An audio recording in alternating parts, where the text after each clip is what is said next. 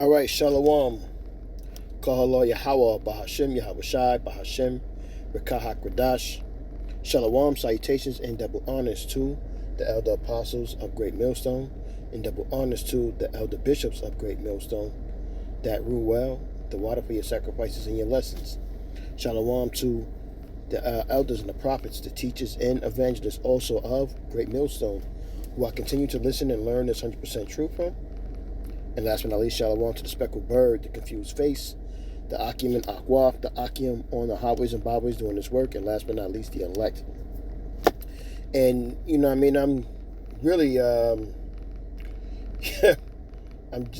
tired of coming back to, you know, this virus, man. You know, it's growing fast. Real fast, and it's moving fast. It's gonna cover the nation soon. And it's moving so fast where these cases are moving fast. So, you know, I hate to continue to speak about it, but, you know, that's just what it is, and, you know, we got to bring out that information. You know what I mean? So, without further ado, let's listen to what this lady has to say.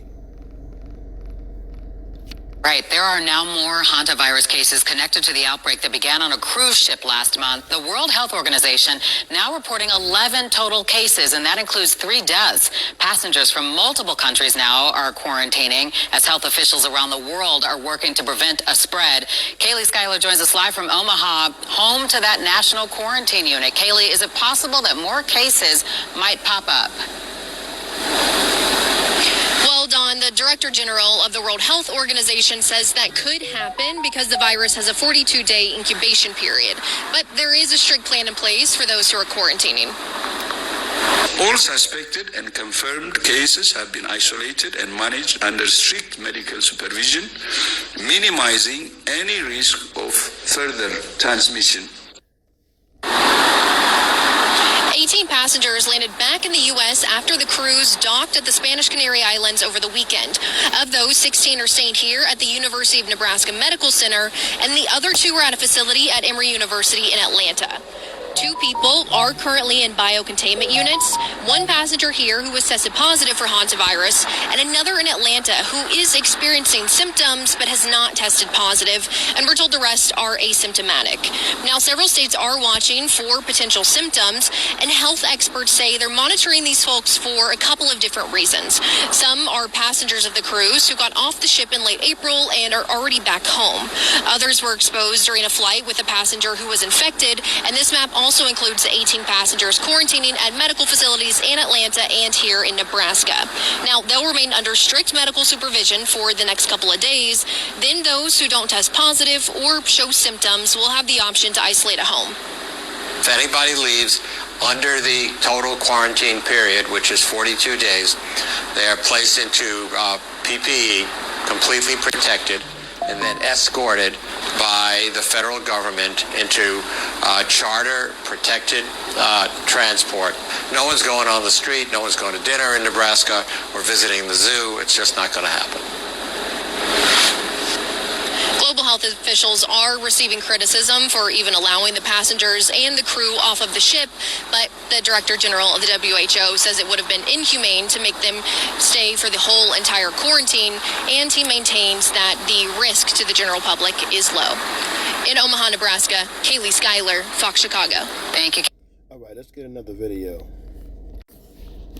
Health officials in Kansas say 3 people with high-risk exposure to the hantavirus have been transferred to a local hospital for monitoring.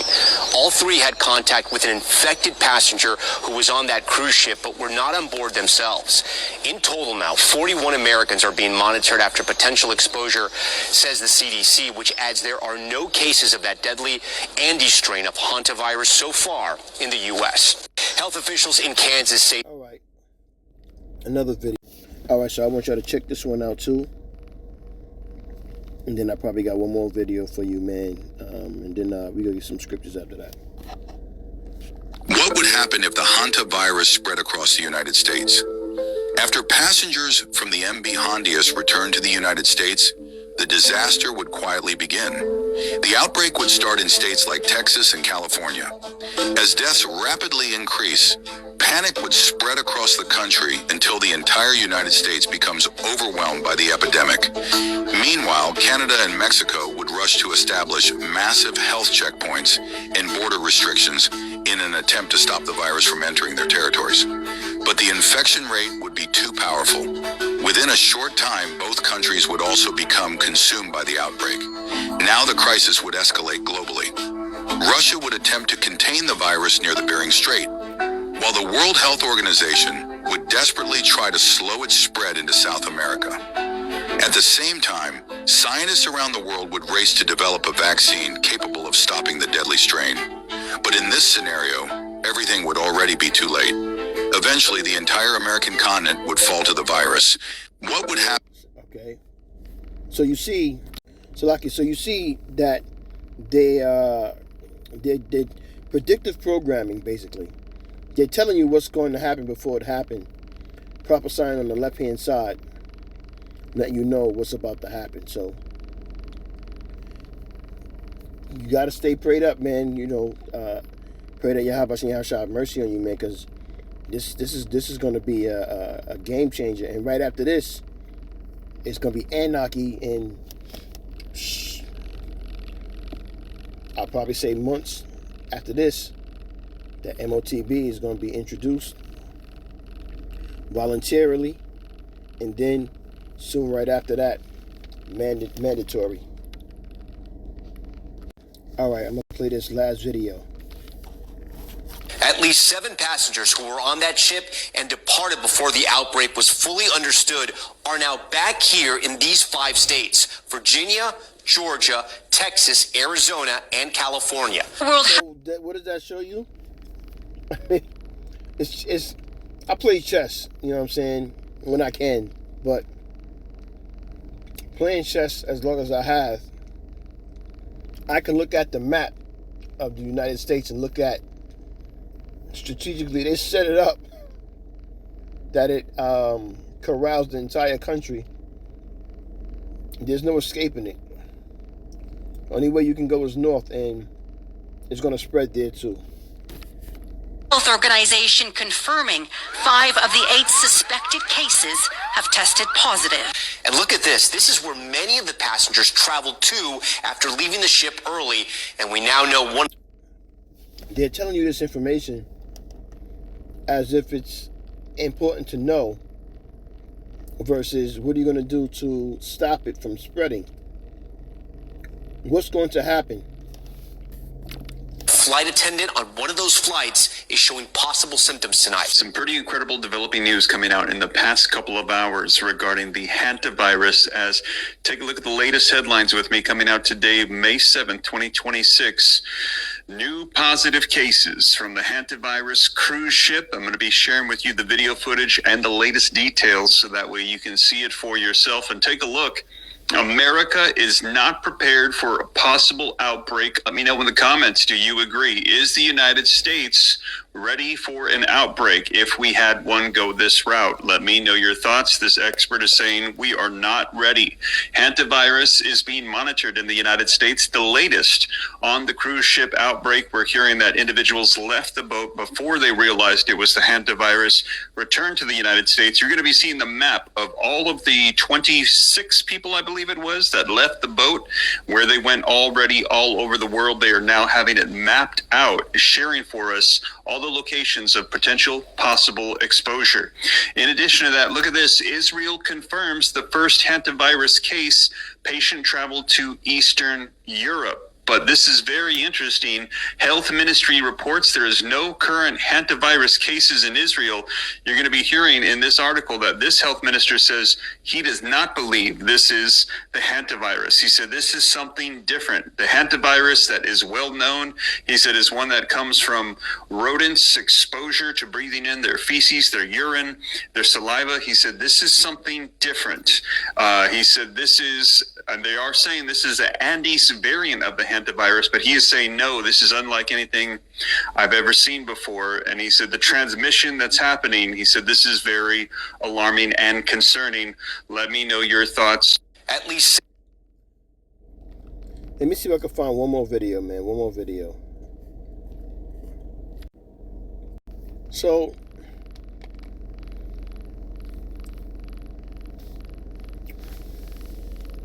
this has been showing us that this devil was on the move, and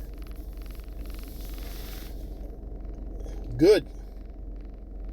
Let's get this over with, man. Go ahead and make your move so Yahweh Shem Yahshua can make his move, man. This is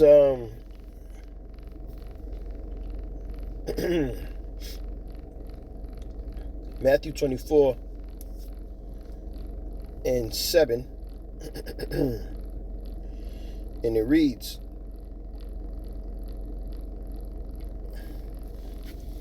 it's Yahweh Shah speaking, so listen up. Matter of fact, I'm going to start at 6.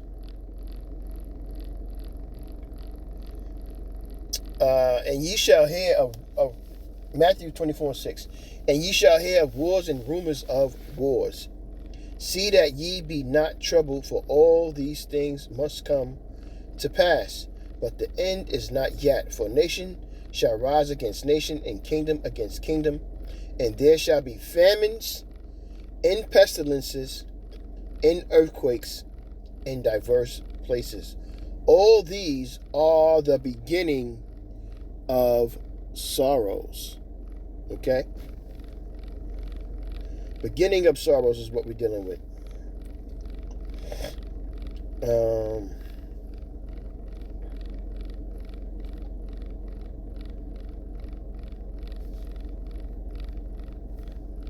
Second Esdras. And and these scriptures keep coming out, the same ones, but this is where we at right now. This is where we at, man. Second Esdras 15:5. Behold, saith Yahweh, I will bring plagues upon the world, the sword, famine, death, and destruction. And this is what is coming. This is the beginning of sorrows. This is what we are about to get ready to deal with. Jeremiah 28:8. The prophets that have been before me and before thee of old prophesied both against many countries and against great kingdoms of war and of evil and of pestilence. Okay, so we're here. We're here. We're at Jeremiah 30:7. We're here. We let this continue. Including 17 Americans. Tonight you will hear the moment the captain first told passengers 3 weeks ago that the first person had died, and his message then to everyone on the ship. Infectious. Victor Akendo leading us off. Tonight, an emergency evacuation from the cruise ship at the center of a deadly hantavirus outbreak. Teams in protective gear transporting 3 patients to the port in Cape Verde, 2 in serious condition, including a British doctor who was caring for the sick. Those passengers then boarding planes and arriving in Amsterdam hours later. We do know on board that there has been some close contact between individuals where we believe the virus is transmitted. So when we say close contact, we mean very close physical contact, whether it's sharing a bunk room or sharing a cabin, providing medical care. Among the 8 people sickened, at least 3 passengers have died. Teams are now contact tracing anyone exposed to sick patients who later flew on to Switzerland and South Africa. And they are monitoring the nearly 150 people still on the ship, including 17 Americans, as they sail for Spain's Canary Islands. The body of 1 victim is still on the ship. And for the first time, we're seeing the moment the captain announced the death of the first passenger. Good evening. We begin tonight. Salakia. I stopped it because that's really in so many ways is old news. We've heard that already. This is Jeremiah 14:12.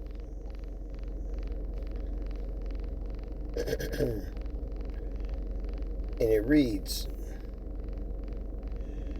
when they fast, I will not hear their cry. And when they offer burnt offering in an obligation, I will not accept them, but I will consume them by the sword, and by the famine, and by pestilence.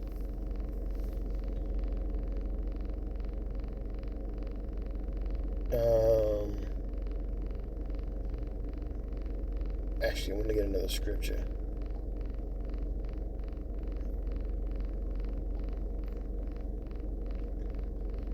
Bear me 1 second. Arrows.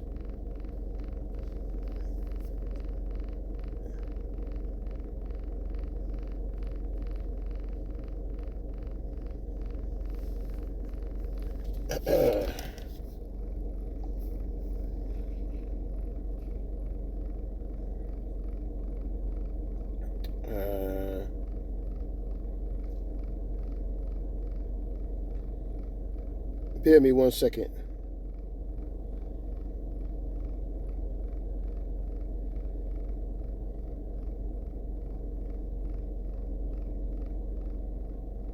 Ezekiel 5:16, and it reads, "When I shall send upon them the evil arrows of famine, which shall be for their destruction, and which I will send to destroy you, and I will increase the famine upon you, and will break your staff of bread."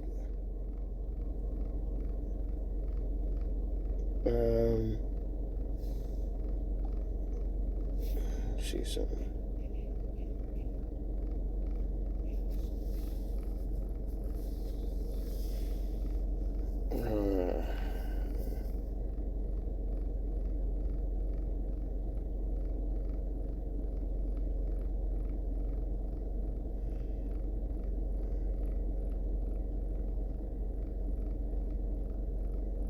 Psalms, there we go. Psalm 64:3. Who whet their tongue like a sword, and bend their bows to shoot their arrows, even bitter words. Esau, this damn devil, man. He's allowing this, you know what I'm saying, like kill fake. They and Respucia, they are back in on the internet telling us what to do, like they know, man, and all they doing is just setting you up for the slaughter, man. That's all they doing, man. This devil has got to go, man. I can't stress that enough. This devil has got to go. Because what's going to happen is, I'll get a scripture. Hold on. I'm going to get a scripture for it. That way you can understand better.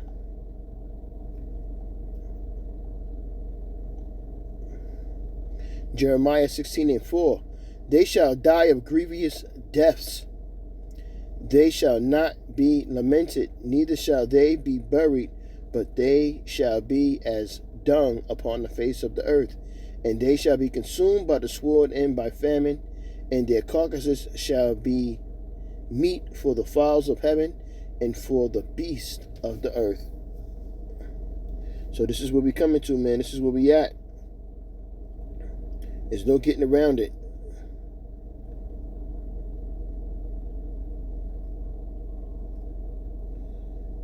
Yeah, man. So I'm gonna leave it right there, man. You know, I have some more for you, but you know, so much going on, and this is just one of the things that just keeps resurfacing, letting you know that it's not going to go away. They're letting you know it's not going to go away, and yet you're still planning on probably going on a cruise ship. It's crazy. With that, man, I'm going to say, Kohalo Yahweh Bashem Yahushua Bashem, Rakah HaKadosh, Shalom again, double honors to the elder apostles on down, and Shalom to the elect. Shalom.